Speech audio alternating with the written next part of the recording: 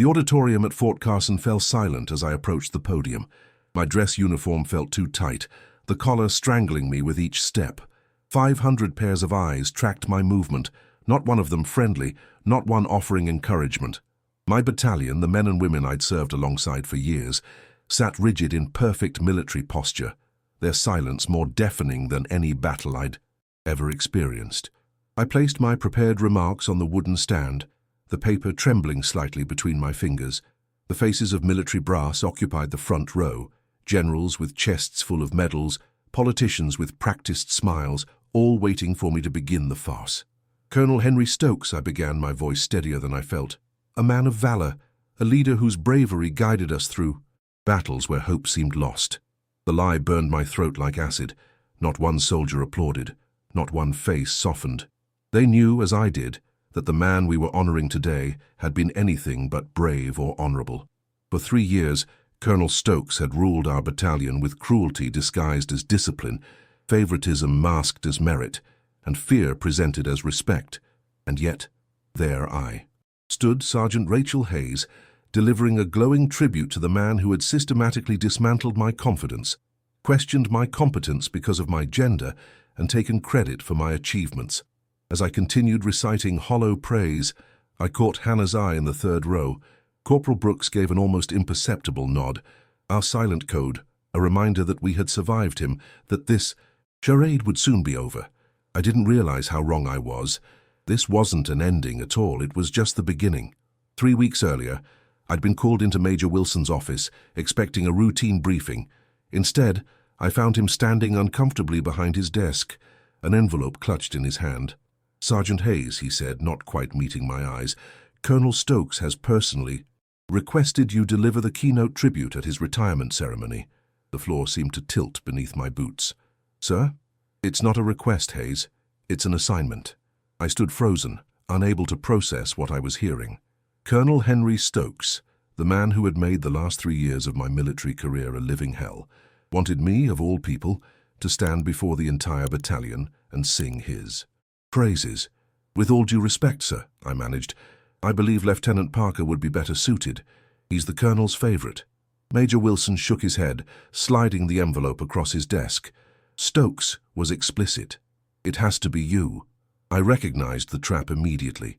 If I refused, I'd be labeled insubordinate, my career effectively over. If I accepted, I'd have to publicly praise the man, who just 6 months ago had humiliated me during a tactical briefing, suggesting that emotional women had no place planning combat operations. "When you finish drafting your remarks, submit them to me for approval," Wilson added. "Keep it under 5 minutes. Focus on his leadership, combat achievements, and legacy." I took the envelope, its weight disproportionate to its size. "Yes, sir." Outside his office, I tore it open to find official ceremony details and a handwritten note from Stokes himself. "Make it convincing, Hayes. Consider it your final test under my command." That evening, I sat in my quarters, staring at a blank page. How could I possibly craft a tribute to a man who represented everything wrong with leadership? The cursor on my laptop blinked accusingly as memories flooded back. Stokes arriving at Fort Carson 2 years ago, immediately implementing what he called purification drills, grueling physical tests designed to break soldiers he deemed soft. His special attention to female officers, subjecting us to additional scrutiny, waiting for any mistake to prove his theory that women were liabilities in combat.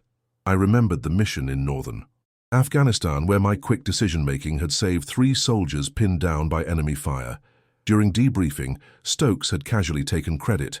My tactical positioning of Sergeant Hayes's unit allowed for the extraction. The room knew it was a lie, but no one dared contradict him. A knock at my door interrupted my thoughts.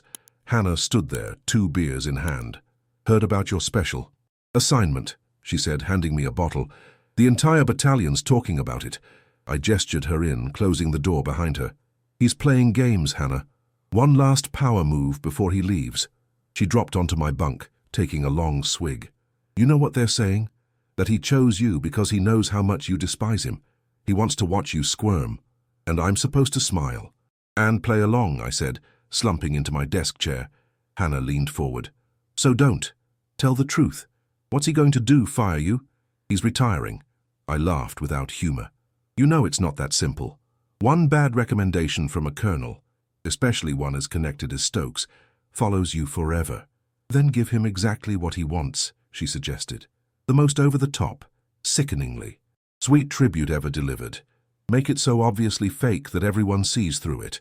I considered her proposal, imagining the faces of our fellow soldiers witnessing such a performance. They'd know I was being forced.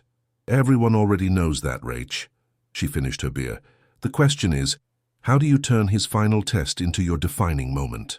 For the next week, I wrote and rewrote that speech dozens of times. The honest version, describing Stokes's manipulation, favoritism, and psychological warfare, felt cathartic, but career-ending. The glowing tribute version made me physically ill. I finally settled on something in between, factually accurate statements that could be interpreted either as praise or subtle criticism, depending on the listener. When I submitted it to Major Wilson, he returned it covered in red ink. Too vague, he noted. More specific examples of his exemplary leadership required. So I fabricated them. I invented moments of bravery that never happened, described a compassion Stokes had never shown, and painted him as the kind of leader soldiers would follow into fire. Not because they feared his retribution, but because they trusted his judgment. The morning of the ceremony, Hannah found me in the locker room staring blankly at my reflection as I adjusted my uniform. "Remember," she said quietly, "this isn't about him. It's about you proving you're better than he ever was." I nodded, pinning my service medals with steady hands. I just want it over with. "The battalion's with you," she assured me, "no matter what happens up there." Little did I know that those words would take on an entirely different meaning in just a few hours, when the auditorium would fall silent, and the true purpose behind Stokes's final performance would be revealed to us all. The auditorium buzzed with muted conversations as I took my seat in the front row, directly facing the podium where I would soon stand. General James Ellsworth had just arrived, his 4 stars gleaming under the fluorescent lights. Beside him walked a civilian in an expensive suit, a man I would later learn was Attorney Joseph Callahan. Colonel Stokes sat center stage, ramrod straight, his eyes scanning the gathering soldiers like a predator assessing prey. When our gazes met, he offered the faintest smile, not warm, not friendly, but victorious. He knew exactly what this ceremony was costing me. Major Wilson approached the microphone. "Ladies and gentlemen, please stand for the presentation of colors and the national anthem." The ritual felt comforting, the familiar ceremony providing structure when everything else felt like quicksand. After the anthem, Wilson began introducing the distinguished guests, each name met with appropriate applause. Then, and now, to deliver the tribute to our departing commander, Colonel Henry Stokes, please welcome Sergeant Rachel Hayes. My legs carried me forward automatically. The walk to the podium stretched impossibly long, every eye in the room following my movement. As I took position, I surveyed the audience, row after row of soldiers from our battalion, all wearing identical expressions of controlled neutrality. "Colonel Henry Stokes," I began, the words bitter on my tongue, "is a man who has left an indelible mark on this battalion." That, at least, was true. Under his leadership, we have become stronger, more disciplined, more resilient. Also true, though not in the way the brass would interpret it. We had become stronger despite him, not because of him, resilient because we had to be. As I continued, with my prepared remarks, I noticed something extraordinary happening. The auditorium had fallen completely silent. Not the respectful silence of an attentive audience, but the pointed silence of protest. No nods of agreement, no murmurs of approval, just 500 soldiers sitting perfectly still, their faces expressionless. I had expected to stand alone in my silent rebellion. Instead, I found an entire battalion standing with me. "Colonel Stokes demonstrated exceptional judgment in the Kandahar operation," I continued, reciting a story we all knew was fabricated. "His quick decision-making saved countless lives." In the 5th row, I spotted Sergeant Martinez, who had actually coordinated that evacuation after Stokes's miscalculation had endangered the team. Martinez's eyes remained fixed straight ahead, his jaw muscle twitching. I felt something shift inside me. This collective silence was more powerful than any words I could speak, so I leaned into it, pausing longer between sentences, allowing the awkwardness to build. With each paragraph, I made my delivery slightly more mechanical, the disconnect between my words and my tone increasingly obvious. His commitment to the welfare of his soldiers never wavered, I said, my voice hollow. From the corner of my eye, I saw Colonel Stokes shift uncomfortably in his seat.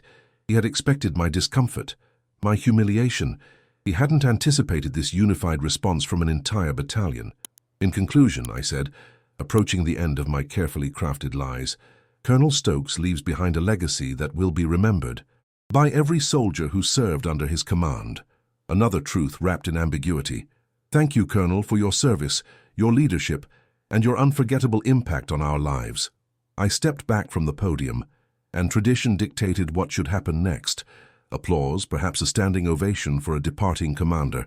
Instead, the silence continued, deafening, deliberate, damning. Major Tiwa Fayusi. Wilson lurched forward, awkwardly taking the microphone. Thank you, Sergeant Hayes, for those moving words. He gestured to the audience, a desperate prompt for applause that never came. General Ellsworth was leaning forward now, his brow furrowed, taking in the unprecedented scene. And now, Wilson continued, his voice strained, Colonel Stokes will offer his farewell address.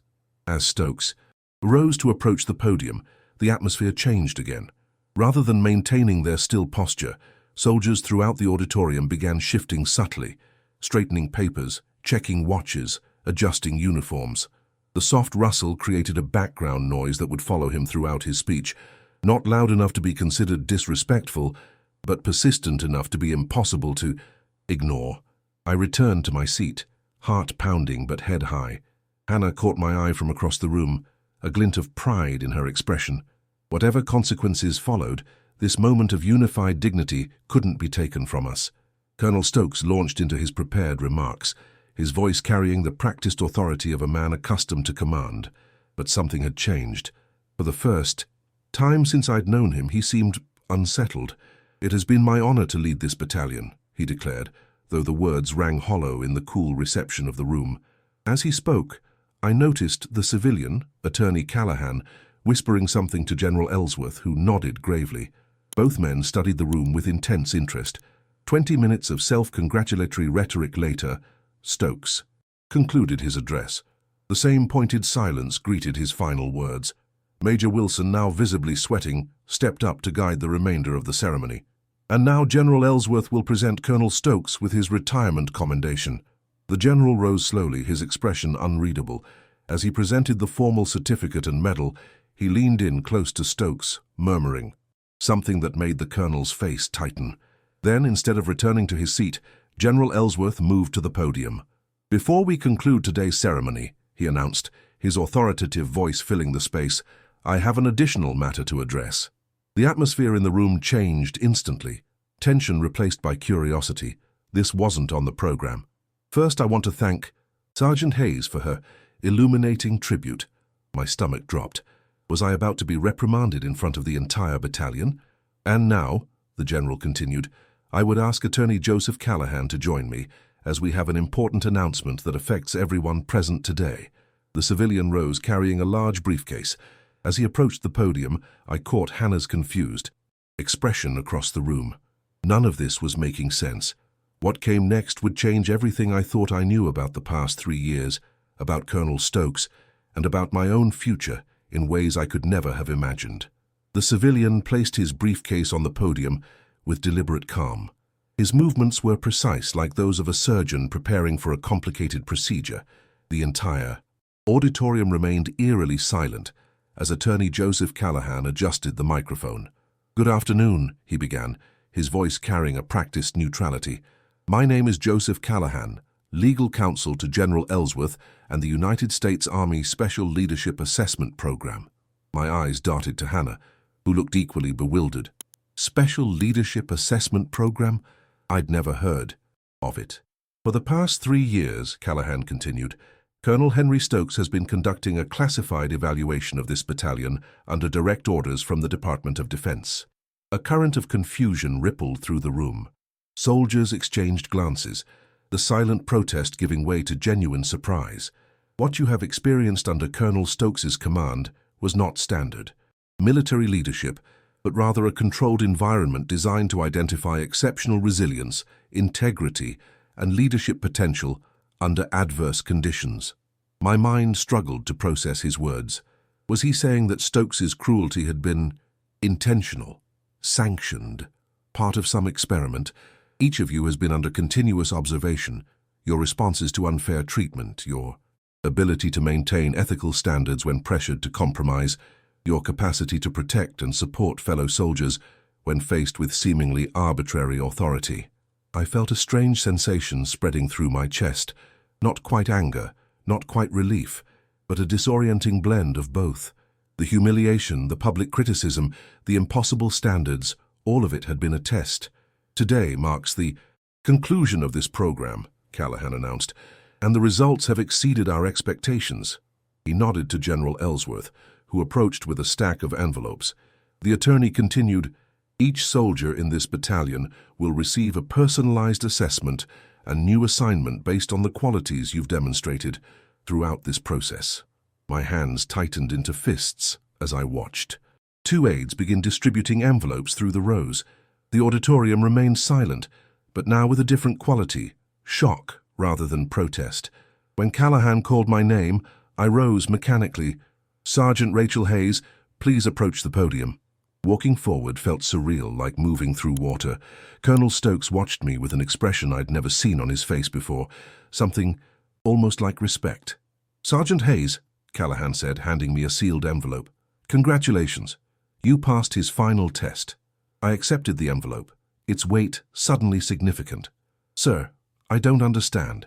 General Ellsworth stepped forward. 3 years ago, we identified this battalion for the pilot program. We needed to evaluate how modern soldiers respond to outdated, deliberately problematic leadership, to identify those who maintain their integrity even when the system seems stacked against them. So Colonel Stokes was playing a role, the general confirmed, a difficult one, and one that required him to become the kind of leader we're actively working to eliminate from our ranks. I looked at Stokes, seeing him clearly for the first time. The hardness in his eyes remained, but something else was there too, a weariness, perhaps even regret. "Your speech today," Callahan added, "was the final evaluation. We wanted to see who would maintain their dignity when asked to compromise their principles. The silence in this room told us everything we needed to know about the character of this battalion." I returned to my seat, the envelope burning in my hands. Around me, soldiers were opening their assignments, their expressions transforming from confusion to astonishment. Hannah caught my eye from across the room, holding up her envelope with wide eyes. I finally tore open my own. Inside was an official letter bearing the Department of Defense seal, along with a personal note. The letter informed me that I had been selected for Officer Candidate School, with a direct recommendation from General Ellsworth himself. The note, handwritten by Colonel Stokes, read simply, "Your resilience made you stronger. Your integrity never wavered. Lead better than I pretended to be." As the reality settled over the auditorium, General Ellsworth returned to the podium. "What you've endured wasn't just a test, it was preparation for a changing military landscape. Those who demonstrated exceptional qualities under Colonel Stokes's deliberate pressure have been identified for advancement. Those who maintained their integrity while protecting others have been selected for specialized leadership tracks." He paused, surveying the room. "I understand you may feel manipulated, even betrayed. Those feelings are valid, but I ask you to consider what this experience has revealed about yourselves, strengths you might never have discovered under conventional leadership." The ceremony concluded with subdued formality. As we filed out of the auditorium, the atmosphere had transformed completely. The silent protest replaced by animated discussions, confusion, and for some, a tentative sense of validation. Hannah caught up with me in the hallway, her envelope clutched tightly. "Special Forces training," she whispered, eyes wide with disbelief. "They want me in the selection program for Delta." "Hannah, that's incredible," I said, genuinely happy for my friend, despite my own conflicted emotions. "What about you?" she asked. "Officer Candidate School." She smiled. "They saw it too, then." "What I've always seen." Before I could respond, a familiar voice called my name. Colonel Stokes stood a few feet away, no longer surrounded by his usual entourage. "Sergeant Hayes," he said, his voice notably softer than I'd ever heard it. "A word, please." Hannah squeezed my arm in silent support before continuing down the hallway, leaving me alone with the man who had been the architect of 3 years of calculated hardship. "Sir," I said, instinctively standing at attention. "At ease, Hayes." He gestured to a nearby conference room. "Please." I followed him inside, maintaining a careful distance. The room felt too small for the weight of what hung between us. "I imagine you have questions," he began, closing the door. "With respect, sir, I have 3 years' worth of questions." A ghost of a smile crossed his face. "Fair enough." He sat down, indicating I should do the same. "I want to start by saying something I haven't been permitted to say until now. I've always had the highest respect for you, Hayes." The words sounded strange coming from him, almost foreign. "That's, difficult to believe, sir." "I know," he nodded. "The role I was assigned required me to target those with the highest potential. You were at the top of that list from the beginning. You humiliated me, repeatedly, publicly. Yes. No excuses, no justifications, just acknowledgement. The program required testing responses to worst-case leadership scenarios. Your resilience was remarkable.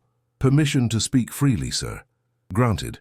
What gives anyone the right to put soldiers through psychological torture as some sort of twisted assessment?" His expression darkened. "Valid criticism, one I've raised myself." He leaned forward. "The program was developed after multiple failures of leadership in high-pressure combat situations, instances where officers chose self-preservation over the welfare of their units. The brass wanted to identify those who wouldn't break, wouldn't compromise, even when faced with seemingly insurmountable pressure from above. So you became the pressure." "I did, and I executed that role thoroughly." He met my gaze directly. Too thoroughly at times. The line between playing a part and becoming it blurred occasionally. I thought about all the moments of needless cruelty, the public humiliations, the stolen credit. Was any of it real, or was everything just part of the test? The mission parameters were real. The combat situations were real. The assessments of your tactical decisions were falsified for the purposes of the program. He paused. "For what it's worth, Hayes, your performance in the field was consistently exceptional. Your quick thinking in Kandahar saved those men, not my tactical positioning. The admission should have felt vindicating. Instead, it left me hollow. 3 years, Colonel. 3 years of believing I wasn't good enough, that my judgment was flawed, that my gender made me less capable. And yet you never broke. You never compromised. You protected your team, maintained your standards, and stood by your principles." He slid a folder across the table. "That's why you're going to make an exceptional officer." The days following the ceremony passed in a blur of debriefings, paperwork, and conversations that felt like crossing into another dimension. Our battalion had been split into groups based on our new assignments, some immediately transferred to specialized training programs, others promoted within existing structures, a few those who had broken under the pressure or compromised their integrity during the 3-year assessment were quietly reassigned to standard positions. Hannah and I sat at our usual table in the mess hall, surrounded by the strange new reality we were still struggling to process. "I keep thinking I'll wake up and find out this was all some elaborate dream," she said, pushing food around her plate. 3 years, Rach. 3 years of believing Stokes was just another power-hungry asshole." I nodded, understanding completely. "I'm still trying to separate the man from the role. Was any of it genuine? Or was every interaction carefully scripted to push specific buttons? Does it matter?" Hannah asked. "The impact was real, even if the intention wasn't what we thought." Lieutenant Parker approached our table, his expression uncharacteristically humble. Once Stokes's apparent favorite, he'd received one of the less impressive reassignments. "Hayes, Brooks," he acknowledged, standing awkwardly. "Mind if I join you?" I gestured to an empty chair, curious about this new version of Parker, who no longer carried the protective armor of the colonel's favor. "I wanted to say," he began, then paused, clearly struggling. "I didn't know about the program. I thought the preferential treatment was genuine." Hannah raised an eyebrow. "And you were fine with that? With being rewarded while others were punished unfairly?" Parker had the decency to look ashamed. "I told myself I was just better at navigating the system, that I understood what Stokes wanted." He met my eyes. I was wrong. Apparently what he actually wanted was for people to stand up to him, not cater to him. "That's the irony," I said. realizing it as I spoke. The people who thrived under him, really thrived, not just appeared to, were the ones who resisted his methods while maintaining their professionalism. After Parker left, Hannah leaned closer. "Have you decided? About OCS?" The question had been weighing on me heavily. The opportunity was extraordinary, a fast track to a commission with General Ellsworth's personal endorsement. But accepting it meant in some way validating the methods that had identified me for advancement. "I'm still thinking," I admitted. "Part of me wants to decline on principle. Another part feels like that would be throwing away an opportunity I've earned, regardless of how it came about." "If you turn it down, aren't you letting their messed-up methods define your future twice?" Hannah pointed out. "First by subjecting you to them, then by making you reject the advancement that came from them." Her logic was compelling, but the emotional equation wasn't so simple. "What about you? Special Forces training starts in 2 weeks, right?" She nodded, a mix of excitement and apprehension in her eyes. "I never would have put myself forward for something like this. Never would. Have believed I could qualify. But you do now? After surviving Stokes, hell yes," she grinned. "Maybe that's the point. We're stronger than we knew, and now we can't unknow it." The conversation was interrupted by a message notification on my phone, an email from Attorney Callahan requesting my presence at his office that afternoon. When I arrived at the designated time, I found I wasn't alone. 5 other soldiers from our battalion were already seated in the conference room. Callahan entered precisely on schedule, accompanied by a woman I didn't recognize, civilian, middle-aged, with the sharp eyes of someone who missed nothing. "Thank you all for coming," Callahan began. "This is Dr. Eleanor Winters, the chief psychologist for the Special Leadership Assessment Program." Dr. Winters surveyed us with clinical interest. "The 6 of you demonstrated exceptional psychological resilience during the program. You maintained your ethical standards while developing effective coping mechanisms for a hostile command environment." "Coping mechanisms?" Staff Sergeant Ramirez asked, an edge to his voice. "Is that what we're calling survival now?" Dr. Winters nodded, acknowledging his anger. "A fair criticism, Sergeant. What you experienced was extreme and, yes, traumatic by design. The program identified soldiers capable of maintaining their moral compass even when the system itself seemed corrupt." "Why are we here?" I asked. Callahan took over. "You're here because we need your input. The first phase of the program is complete, but before we implement any broader application, we need to understand its impact from those who experienced it directly." "You want our blessing?" Sergeant Miller asked incredulously. "To do this to other soldiers?" "We want your honest assessment," Dr. Winters corrected, "including all criticisms, concerns, and recommendations for modification or termination." For the next 3 hours, we talked, really talked, about the psychological impact of prolonged exposure to toxic leadership, about the moral injury of being forced to compromise or watch others suffer, about the long-term effects on unit cohesion, trust in command structures, and individual well-being. By the end, Dr. Winters had filled several notebooks with our feedback, much of it scathingly critical of the program's methods. "Thank you," she said. Finally, with what appeared to be genuine gratitude, "Your insights will significantly impact how, or if, this program continues." As we prepared to leave, Callahan asked me to stay behind. "Sergeant Hayes," he said once we were alone, "General Ellsworth would like to speak with you. He's particularly interested in your perspective on leadership development alternatives." "Sir," the General believes that your experience, both under Colonel Stokes and before, gives you a unique perspective on identifying and nurturing leadership qualities without extreme measures. I was escorted to General Ellsworth's office, where the 4-star general himself greeted me with unexpected informality. "Sergeant Hayes," he said, extending his hand, "thank you for coming. Please sit down." Over the next hour, we discussed leadership philosophy, ethical development, and alternative methods for identifying resilience and integrity. To my surprise, he listened more than he spoke, taking notes and asking thoughtful follow-up questions. "You have remarkable insight, Hayes," he said finally, "which confirms what we observed during the program. So may I ask a question?" "Of course." "Colonel Stokes, was all of it an act, or was there some truth to the person we knew?" The general considered this carefully. Stokes was selected for this role because of his exceptional acting abilities and psychological training. But no one lives a role for 3 years without some bleed-through between the performance and the person. He leaned back in his chair. The colonel you knew was largely fabricated.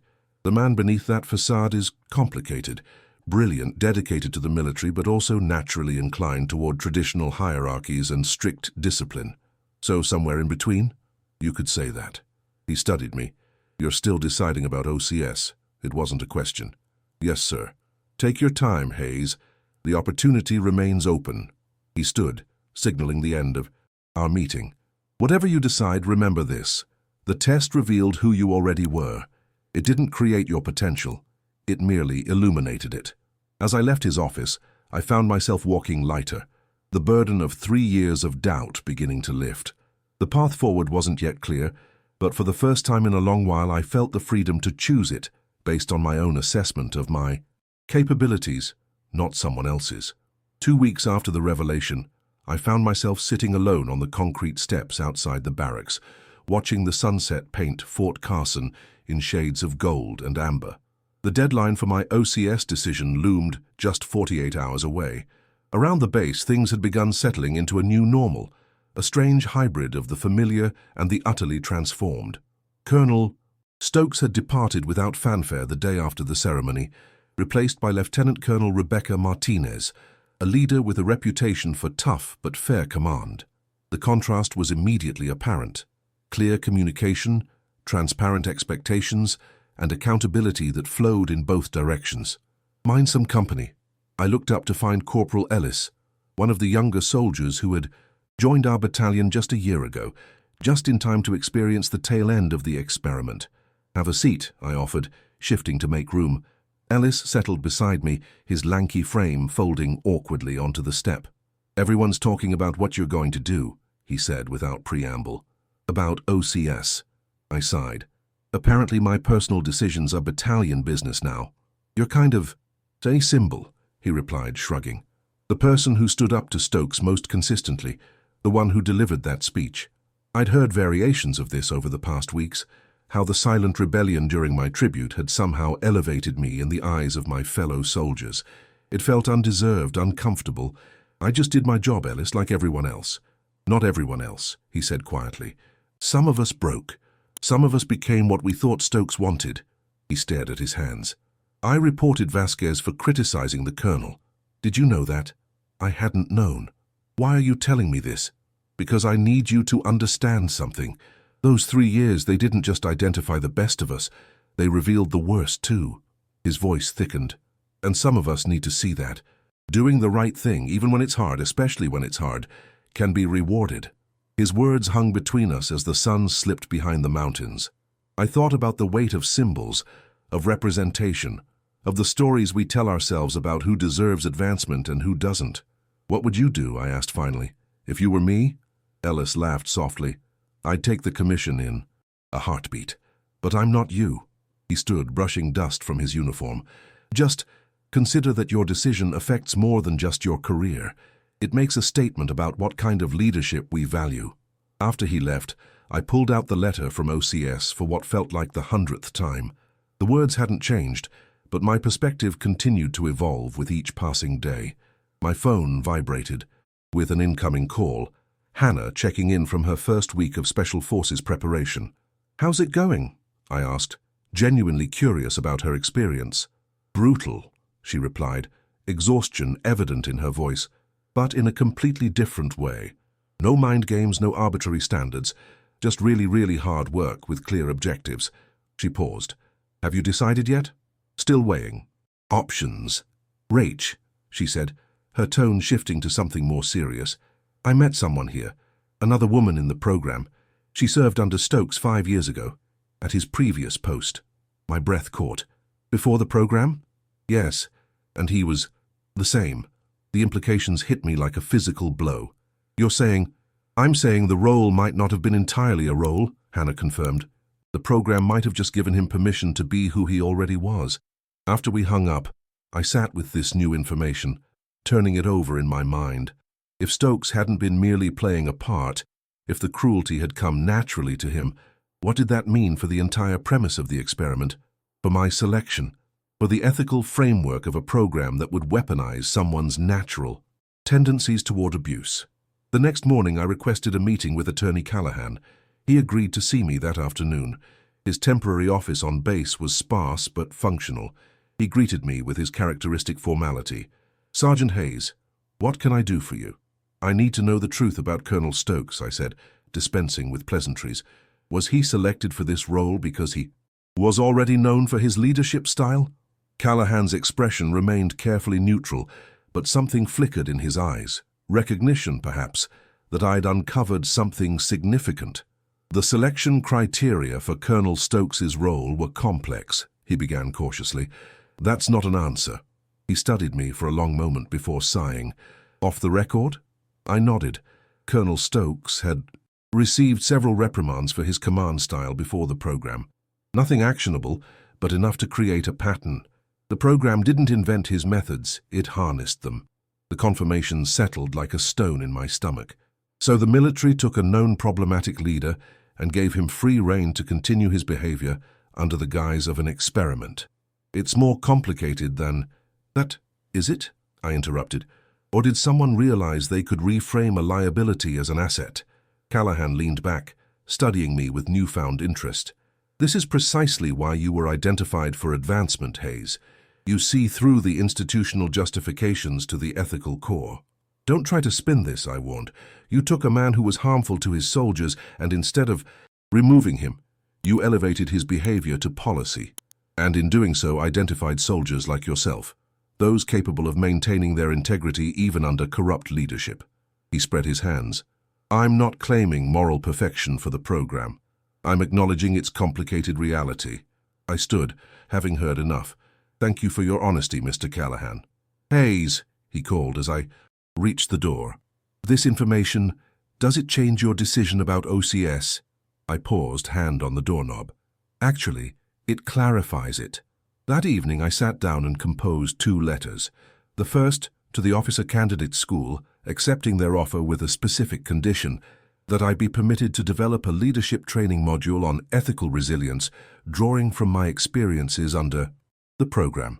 The second letter went to General Ellsworth, detailing what I had learned about Colonel Stokes and proposing a thorough review of the program's methodology, with specific recommendations for identifying toxic leadership patterns without subjecting soldiers to prolonged exposure. I dropped both letters off at the appropriate offices, then walked to the base's small lake, watching the water ripple under the gentle evening breeze. For the first time since the revelation, I felt a sense of purpose crystallizing, not just advancement for its own sake, but the opportunity to transform a broken system from within. My phone buzzed with a text from Hannah. "Made it through selection first cut. 30% of candidates eliminated. Still standing. You decide yet?" I smiled, typing back. "Just did. I'm in, but on my terms." Her response came almost immediately. "That's my girl. They have no idea what they've unleashed." As the stars emerged overhead, I felt a strange sense of gratitude, not for what we'd endured, never that, but for what it had revealed about our own capacity for resilience. The system had tried to break us, to mold us into its image of what soldiers should be. Instead, we had emerged with the strength to remake the system itself. The following morning, I received a call from General Ellsworth's office, requesting an immediate meeting. His aide offered no explanation, leaving me to wonder if my conditional acceptance and pointed letter had already reached his desk. When I arrived, I was surprised to find not just the general, but also Dr. Winters, and a third individual I didn't recognize, a stern-looking woman in civilian clothes with the bearing of someone accustomed to authority.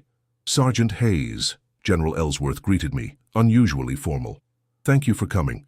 This is Director Catherine Langford from the Department of Defense Oversight Committee." I stood at attention.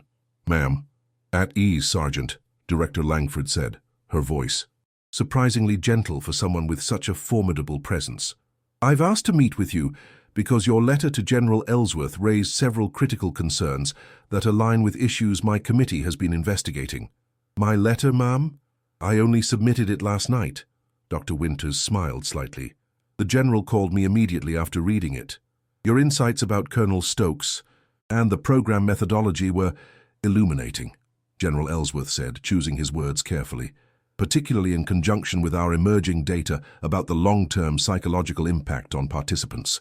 Director Langford took over. Sergeant, I'll be direct.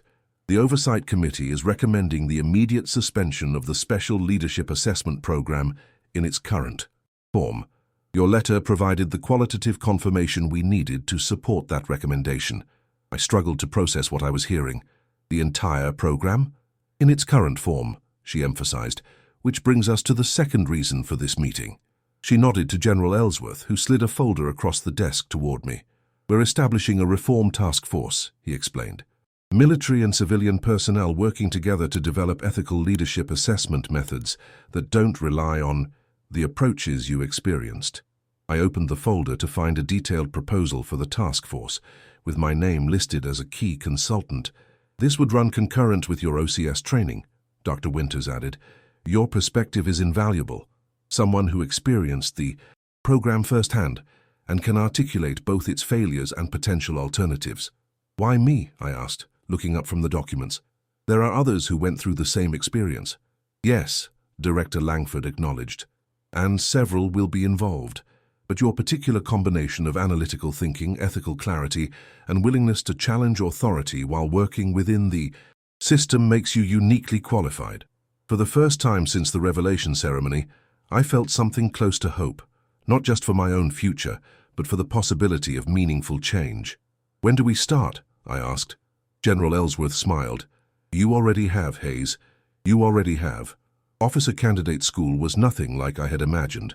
After 3 years under Colonel Stokes's manipulative leadership, I had expected more of the same, perhaps less overtly cruel, but still based on breaking candidates down to rebuild them according to military specifications.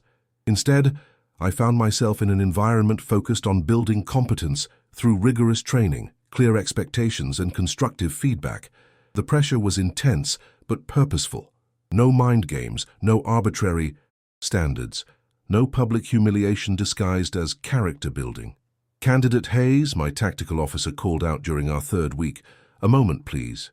Staff Sergeant Powell was a compact woman with 20 years of service etched into the lines around her eyes. She'd been watching me closely since orientation, though I couldn't determine if her interest was positive or negative. Yes. Staff Sergeant? Walk with me, she said, setting off toward the training grounds. We walked in silence for several minutes before she spoke again. You're holding back in the leadership scenarios. It wasn't a question, but I answered anyway. I'm still learning the protocols, Staff Sergeant. Bullshit, she replied calmly. You know exactly what you're doing. What I can't figure out is why. Someone with your instincts is second-guessing herself. Her directness caught me off guard. Permission to speak freely. Always. I spent 3 years under a commander who used leadership as a weapon, who turned every decision into a potential trap. I'm still learning to trust my instincts again. Powell nodded, unsurprised. You were part of the Stokes experiment. Again, not a question. You know about that? More than most. She stopped walking, turning to face me directly. I was in the first pilot group 8 years ago. Different commander, same methodology. The revelation stunned me. You went through it too. Different version, earlier stage. Less sophisticated, if you can believe it. A grim smile crossed her face. Took me 2 years of therapy to stop anticipating. Punishment every time I made a decision. And now you're training new officers. Poetic, isn't it? She resumed walking. Here's what I learned, Hayes. The experiment screwed with our heads, no question. But it also gave us something valuable. The ability to recognize toxic leadership instantly, and the tools to counter it. I considered her words. Is that why you're telling me this? To help me. See the silver lining? I'm telling you because you need to stop approaching leadership like it's a minefield. Your instincts are solid. Your tactical assessments are consistently among the best in your class. But you hesitate at the moment of decision. Not because you don't know what to do, but because you're afraid of invisible consequences. Her assessment hit uncomfortably close to home. The experiment is over, Hayes, she said softly. Stop waiting for the other shoe to drop. That conversation marked a turning point. In the following weeks, I gradually recalibrated my approach to the leadership scenarios, trusting my initial assessments rather than second-guessing for hidden traps. My evaluation scores climbed steadily. Parallel to OCS, my work with the Reform Task Force consumed. whatever free time I had. Once a week, I joined video conferences with Director Langford's team, providing insight into the psychological impact of the experiment and helping develop alternative assessment methods. One evening, as I was reviewing proposed protocols for ethical leadership evaluation, my phone rang with an unknown number. "Hayes," I answered, distracted by the documents spread across my desk. "Sergeant, or should I say soon-to-be Lieutenant Hayes?" The voice was unmistakable. "Colonel Stokes." My body tensed automatically. 3 years of conditioned response impossible to override. "Colonel, this is unexpected." "I imagine so." His tone was different, less commanding, more measured. "I've been following your progress with the Reform Task Force." "How?" "The task force's work was supposed to be confidential." "I'm consulting with the review panel," he said, answering my unasked question. "Part of my restitution, you might say." Restitution. I couldn't keep the edge from my voice. "Is that what we're calling it now?" A heavy sigh came through the line. "I deserve that and more." He paused. "I'm calling because I owe you something I didn't provide at Fort Carson." "The truth." "I'm listening." "The program selected me because of my existing tendencies. That much you've already discovered. What you may not know is that I was given a choice: face disciplinary action for my previous command decisions, or channel those inclinations into the experiment. "So you were saving your own career," I noted. "Initially, yes." His admission was surprisingly candid. "But something unexpected happened over those 3 years. Watching soldiers like you maintaining integrity despite everything I threw at you, it forced me to confront what I had become." "Are you looking for absolution, Colonel? Because I'm not sure I'm the one who can provide that." "No," he said firmly. "I'm not looking for forgiveness. I'm offering context. And something else." Another pause. "There's a position opening on the Joint Chiefs Advisory Team for Leadership Development. Your name is on the shortlist." I sat straighter. "How do you know that?" "Because I put it there. My final official act before retirement." The irony wasn't lost on me. "Why would you do that?" "Because the military needs officers who have seen both sides, who understand how power can corrupt and how integrity can withstand that corruption. Officers like you, Hayes." After we hung up, I sat motionless, processing the conversation. The man who had been the architect of my professional suffering was now advocating for my advancement. The complexity of it, the tangled threads of harm and growth, oppression and opportunity, defied simple categorization. The following week brought my OCS graduation. Hannah managed to get leave to attend, arriving the night before for dinner in the small town adjacent to the training center. "Look at you," she grinned, taking in my immaculate uniform. "Almost an officer and a gentleman." "Gentlewoman," I corrected, returning her smile. "How does it feel, being on the other side?" I considered the question as our meals arrived. "Surreal, like I'm still waiting for someone to reveal it was all another test." Hannah nodded. "I get that. First few weeks of SF training, I kept looking for the hidden agenda." She took a bite of her burger. "Gets easier, though. Trusting again. Powell says the same thing." "Smart woman, your staff sergeant." Hannah reached for her water. "So, Lieutenant Hayes, what's next after tomorrow?" "Fort Benning for the basic officer. Leadership course. Then," I hesitated, not having shared my news yet, "I've been offered a position with the Joint Chiefs Advisory Team on leadership development." Hannah's fork clattered against her plate. "The Joint Chiefs? Rach, that's incredible. How did that happen?" "You wouldn't believe me if I told you." I briefly recounted my conversation with Stokes. Her expression cycled through disbelief, anger, and finally reluctant respect. "The universe has a weird sense of humor, doesn't it?" "Apparently so." "You're taking it, right? The position?" I nodded. "I am.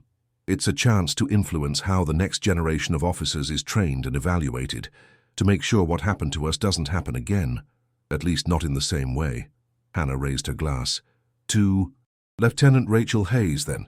From silent rebellion to systemic change." The graduation ceremony the next day was everything the Stokes tribute had not been. Genuine, joyful, filled with honest pride and authentic celebration. As I received my commission, I scanned the audience, finding Hannah's beaming face among the friends and family gathered to witness this milestone. 3 years of doubt, of questioning my capabilities under Stokes's relentless criticism, dissolved in that moment of achievement. The path that had brought me here was twisted, painful, and deeply flawed, but it had led somewhere meaningful. That evening, as Hannah and I walked the grounds of the training center one last time, she asked the question that had been hovering between us since the revelation. Do you think it was worth it? Everything we went through to end up here? I thought carefully before answering. I don't think it can be measured that way. Was the methodology ethical? No. Did it cause harm? Absolutely. Has some good come from it anyway? Yes. I looked up at the stars emerging in the twilight. But the good doesn't justify the methods. It just means we've managed to create meaning from something. That shouldn't have happened in the first place. Hannah nodded, understanding. It's like combat in a way. You don't want to go through it. You'd never choose it. But afterward, you can't separate who you've become from that experience. Exactly. I wouldn't wish those 3 years on anyone, but I can't pretend they haven't shaped who I am now. As we completed our circuit of the grounds, returning to the dormitory where I'd spent the past months, I felt a sense of transition, not just from enlisted to officer, but from someone defined by external judgment to someone guided by internal conviction. The experiment had been designed to identify those who could withstand corrupt authority while maintaining their moral compass. What its architects hadn't anticipated was that it would also create leaders determined to transform the very system that had tested them. Leaders with both the scars to remember why change was necessary and the position to ensure it happened. 18 months after my commission, I found myself in a conference room at the Pentagon, surrounded by military brass and civilian consultants. My presentation, Ethical Leadership Assessment, a new paradigm, displayed on the screen behind me as I concluded my remarks. In summary, I said, addressing the Joint Chiefs Leadership Development Committee, the data confirms what we've suspected. We can identify exceptional leadership qualities without subjecting soldiers to psychological manipulation or toxic command environments. General Ellsworth, now a key ally in reform efforts, nodded appreciatively. Lieutenant Hayes has spearheaded this research for the past year, gentlemen. The preliminary results are compelling. I advanced to my final slide, a comparative analysis showing improved retention rates, mission success metrics, and psychological well-being indicators under the new assessment protocols. Questions? I asked, scanning the room of high-ranking officers. Admiral E. Chen, initially one of the most skeptical about abandoning the old methods, leaned forward. These results are impressive, Lieutenant, but how do we know these soldiers can withstand genuine pressure? Combat isn't a controlled environment. It was a question I'd anticipated. With respect, Admiral, we've incorporated high-stress scenarios and realistic combat simulations. The difference is purposeful pressure versus arbitrary cruelty. The former builds resilience, the latter creates trauma. And your confidence in this distinction comes from personal experience, sir. I was part of the Stokes experiment. I held his gaze steadily. I've seen both approaches firsthand. Only one builds leaders who can think clearly under pressure without compromising their ethical foundations. After the meeting adjourned, Dr. Winters approached me. Over the past year, she'd become both mentor and friend, her psychological expertise balancing my frontline perspective. Impressive presentation, Rachel, she said, using my first name as she did whenever we weren't in formal settings. You've convinced some of the most traditional minds in military leadership that there's a better way. Not all of them, I noted, gathering my materials. Admiral Chen still seems skeptical. Chen lost 16 men under a commander who cracked under pressure, she explained quietly. He believes hard tests create strong leaders because the alternative terrifies him. I nodded, understanding the Admiral's resistance on a deeper level now. I'll send him the longitudinal data from Fort Riley. Their battalion has been using our new protocols for a full year now. Good idea. She helped me collect my notes. Have you spoken with Hannah recently? Video call last week. She's still in Afghanistan, though I can't say much more than that. Dr. Winters smiled. I've reviewed the psychological assessments from her unit. Exceptional resilience scores across the board. Whatever she's doing out there, she's leading well. Pride swelled in my chest at the mention of my friend's success. Hannah had thrived in special forces, rising quickly through the ranks. Our paths had diverged geographically, but we remained connected by our shared experience and parallel missions to transform military culture from our respective positions. Lieutenant Hayes, a voice called as we reached the hallway. Director Langford approached, her characteristic energy evident despite the late hour. Do you have a moment? Dr. Winters excused herself with a knowing smile as the director guided me toward her office. "Your presentation was well received," she said once we were seated. "Even the skeptics are coming around." "Thank you, ma'am. The data speaks for itself." "Indeed it does. Which brings me to my next question." She slid a folder across her desk. "We're ready to implement the full program at 3 additional bases. We need someone to oversee the transition, train the assessment officers, and monitor the initial outcomes." I opened the folder to find transfer orders to Fort Carson. "You want me to return to where it all started?" "Poetic symmetry, don't you think?" Director Langford studied me carefully. "It's a significant responsibility. You'd be leading a team of 15 officers and working directly with Base Command to restructure their entire leadership development program. What about my position here?" "This would be an advancement, Rachel. Major Hayes has a nice ring to it, don't you think?" The promotion caught me by surprise. "Major? That's accelerated. Warranted," she corrected. "Your work has transformed how we identify and develop leadership potential. The Joint Chiefs have unanimously approved both the program expansion and your promotion to oversee it." Returning to Fort Carson, the site of 3 years of calculated hardship, now as a major leading the replacement for the very program that had tested me, felt like closing a circle. When would I start? 3 weeks. Time to wrap up your current projects and prepare for the transition. She leaned back in her chair. "There's one more thing you should know. Lieutenant Colonel Martinez is being reassigned. The new base commander at Fort Carson will be Colonel Joseph Callahan." "The attorney?" I asked, surprised. "Former JAG Corps before he joined General Ellsworth's team," she explained. "He requested this assignment specifically. Said something about seeing the transformation through from both sides." As I left the Pentagon that evening, the weight of what we'd accomplished settled around me like a mantle. The Stokes experiment, with all its flaws and damage, had inadvertently created the catalyst for its own replacement. The system hadn't changed overnight, but it was changing base by base, protocol by protocol. My phone buzzed with a message from Hannah. "Just heard the news from Winters. Major Hayes taking the show on the road. So proud of you. Call when you can. I'm back stateside next week. We should celebrate." I smiled, texting back, "Absolutely. So much to tell you." 3 weeks later, I stood at the entrance to Fort Carson, the familiar landscape both unchanged and entirely different through the lens of my new perspective.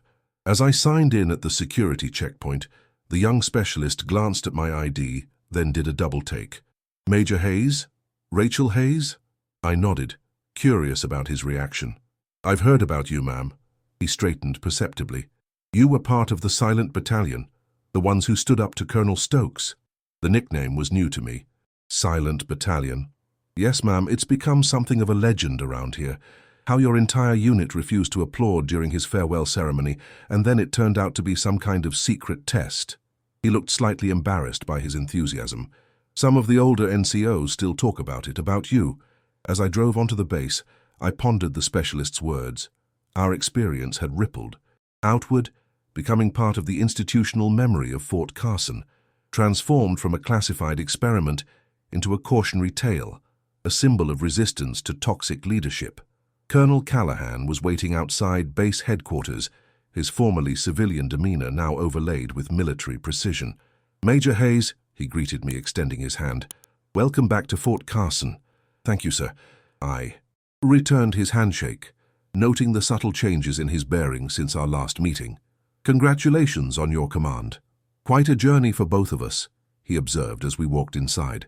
"From that ceremony to this moment." "Indeed, sir." "I've assembled your team," he continued. 15 officers as promised, all carefully selected for their commitment to the new paradigm.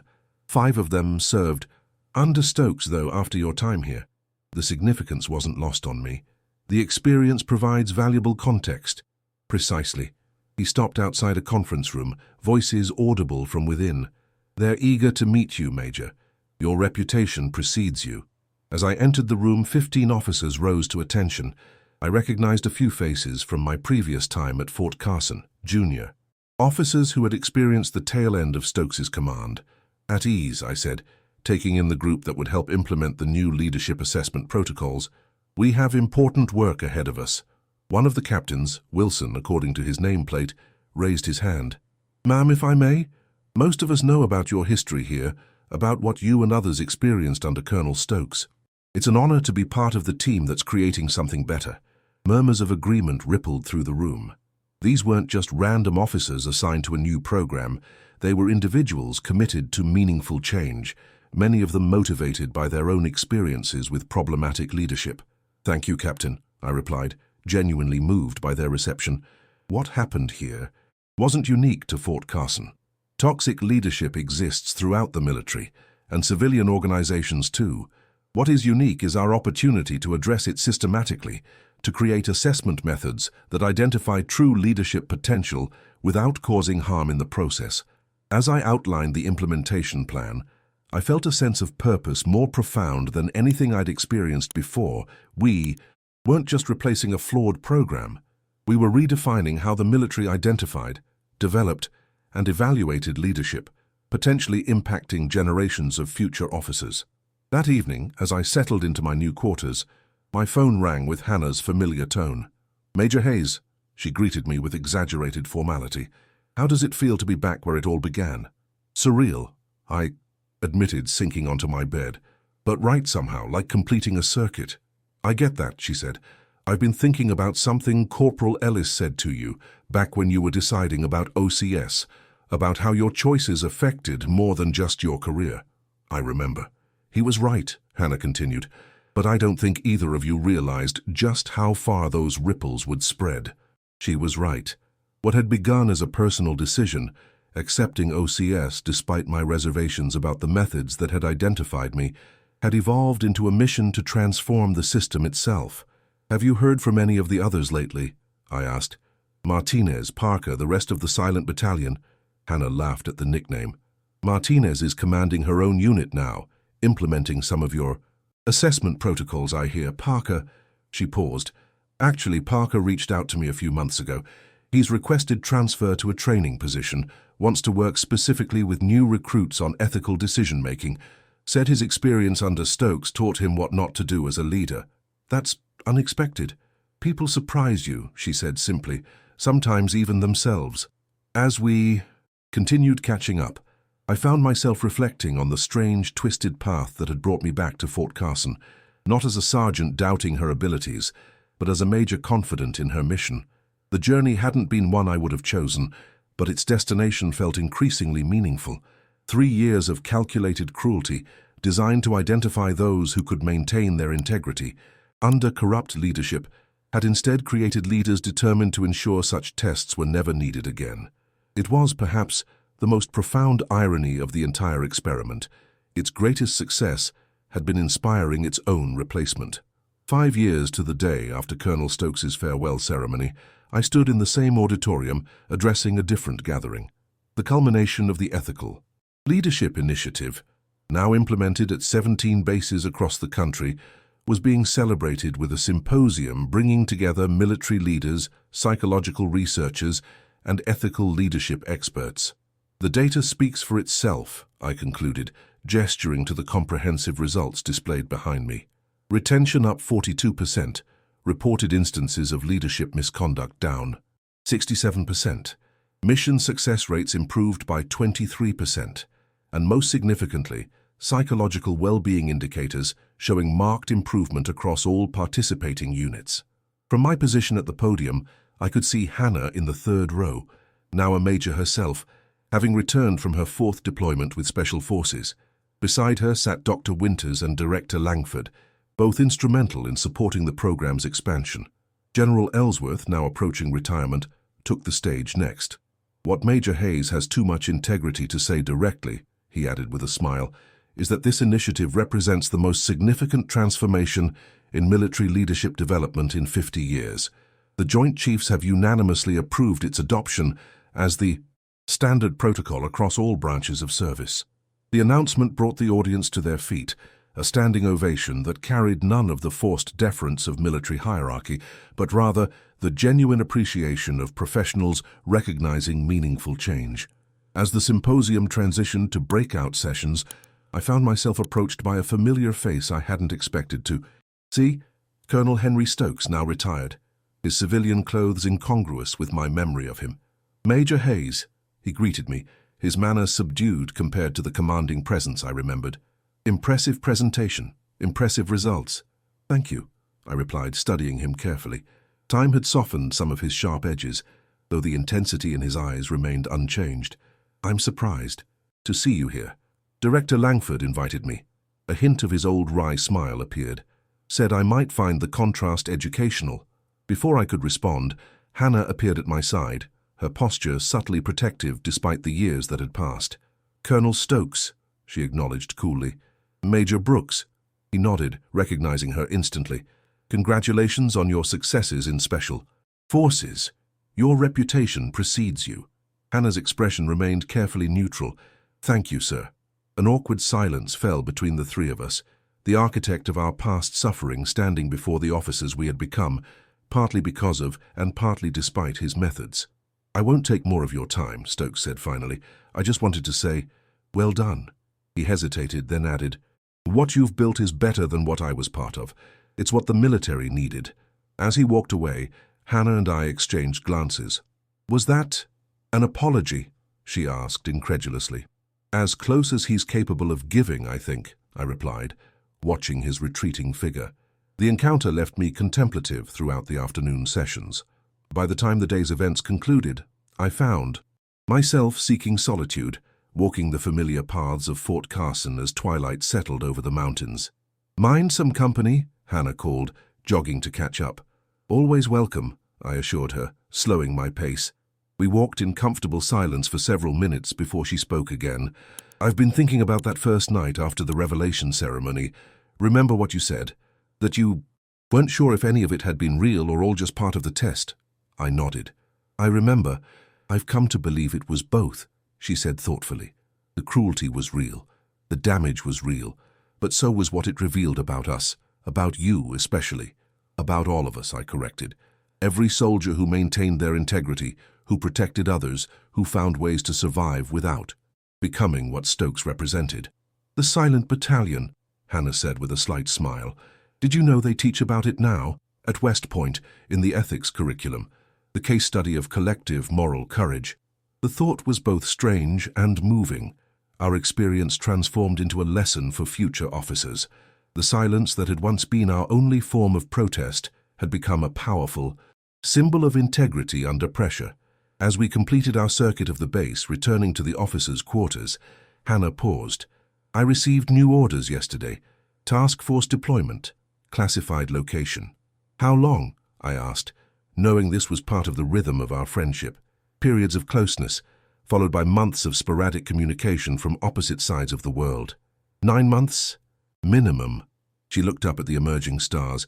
"But I'll be leading the implementation of your assessment protocols for special operations candidates. Full circle, in a way." Another ripple, I observed, from that ceremony 5 years ago. "More like waves now," she corrected, "transforming the whole ocean." The following morning brought the final session of the symposium, a panel discussion on the future of ethical leadership in military operations. As the moderator, I found myself seated between General Ellsworth and Dr. Winters, facing an auditorium filled with officers from across the services. "Major Hayes," the first question came from a young lieutenant at West Point, "given your unique perspective, having experienced both the old system and helped create the new one, what would you identify as the single most important element in developing ethical leadership?" I considered the question carefully, aware of its significance. "Integrity under pressure isn't born from breaking people down," I began. "It comes from building them up with clear standards, meaningful challenges, and authentic feedback. The old model assumed we needed to subject people to cruelty to identify strength. The new model recognizes that true strength emerges when we create environments where ethical choices are valued and modeled from the top down." As the discussion continued, I found myself reflecting on the journey, from sergeant enduring calculated humiliation to major helping reshape military leadership culture. None of it had been planned or expected. All of it had emerged from that moment of silent rebellion when an entire battalion had chosen dignity over compliance. The symposium concluded with a formal dinner, where I found myself seated beside Director Langford. Now approaching retirement herself, she had become both mentor and friend throughout the initiative's development. "I have something for you," she said, sliding an envelope across the table. "Your new orders. Effective next month." I opened it with curiosity, then looked up in surprise. "The Pentagon? Leadership Development Command?" She nodded, satisfaction evident in her expression. "Colonel Hayes will suit you, I think. The promotion board was unanimous." "Colonel," I repeated, the rank still strange to my ears. "You'll be overseeing the implementation of your protocols across all branches, with a direct line to the Joint Chiefs." She raised her glass in a subtle toast. Not bad for someone who once stood trembling at a podium, delivering a tribute she didn't believe. Later that evening, as the celebrations wound down, I found myself drawn once again to the auditorium where everything had begun. Empty now, the space echoed with memory, the silent protest, the unexpected revelation, the moment when everything changed. Hannah found me there, standing in the exact spot where I had delivered that forced tribute 5 years earlier. "Thought I might find you here," she said, joining me on the stage. "Processing. Remembering," I corrected. How terrified I was standing in this exact spot. How angry, how trapped I felt. She nodded, understanding perfectly. "And now?" I looked out at the empty seats, no longer seeing them filled with silent, protesting soldiers, but rather with the possibility of what lay ahead. Thousands of future leaders who would never experience what we had endured, who would instead be identified and developed through methods that valued their humanity, rather than testing it to destruction. "Now I see that systems can change," I said finally. "Not easily, not quickly, but meaningfully, when enough people refuse to accept that cruelty is necessary for strength." Hannah smiled, linking her arm through mine as we turned to leave. The silent battalion finally found its voice. As we walked out together, I thought about the strange, winding path that had brought us here. How suffering intended to identify resilience had instead created change agents. How a system designed to find those who could withstand toxic leadership had inadvertently empowered those who would dismantle it. "Colonel Hayes," Hannah said, testing the sound of my new rank, "leading the transformation of military leadership development. Who would have thought it that day when you were assigned to give Stokes's tribute?" "Not me," I admitted. "I was just trying to survive, there with my integrity intact. And now?" I considered her question as we stepped outside into the clear Colorado evening, the mountains standing sentinel against the darkening sky. "Now, I'm trying to ensure that survival doesn't require the sacrifice of dignity, that integrity is cultivated, not just tested, that leadership means bringing out the best in people, not breaking them to see what remains." The stars emerged overhead as we walked, the same stars that had witnessed our silent rebellion 5 years earlier, now shining on the legacy that had emerged from that moment of collective courage. "In the end," I said quietly, "our greatest act of rebellion wasn't our silence that day. It was refusing to become what Stokes represented, even when the system seemed designed to transform us into the very thing we resisted." Hannah nodded, understanding perfectly. "And now the system itself is transforming." "Yes," I agreed, feeling a sense of completion that had been years in the making. "Now the system itself is transforming."